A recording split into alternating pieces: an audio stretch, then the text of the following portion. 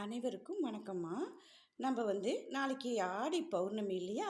அதனால் இந்த 5 பொருளை நீங்கள் வாங்கிட்டு வீட்டில் வச்சாவே லட்சுமி கடாட்சியம் கண்டிப்பாக உங்கள் வீட்டில் நிறைஞ்சிருக்கும் அப்படிங்கிறதுக்காக தான் இந்த பதிவை நான் போடுறேன்.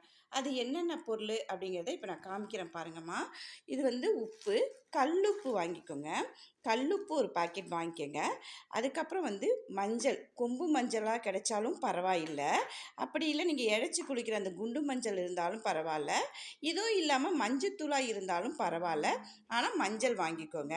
அதுக்கப்புறம் இந்த ஜாதிக்காய், மாசிக்காய் இது 2ம் வாங்கிக்கோங்க.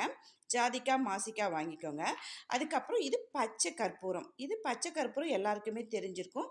நம்ம இந்த ஸ்வீட் செய்யும் போதெல்லாம் சக்கரை பொங்கலுக்கெல்லாம் போடுவோம்ல, அதுதான் கொஞ்சமாக நம்ம ஒரு சின்ன டப்பா வாங்கிட்டு வச்சுக்கலாம். இது எல்லாமே மாலை நேரத்தில் நீங்கள் உங்களுக்கு முடிஞ்சால் காலையிலே வாங்கிட்டு வச்சு உங்களுடைய பூஜை அறையில்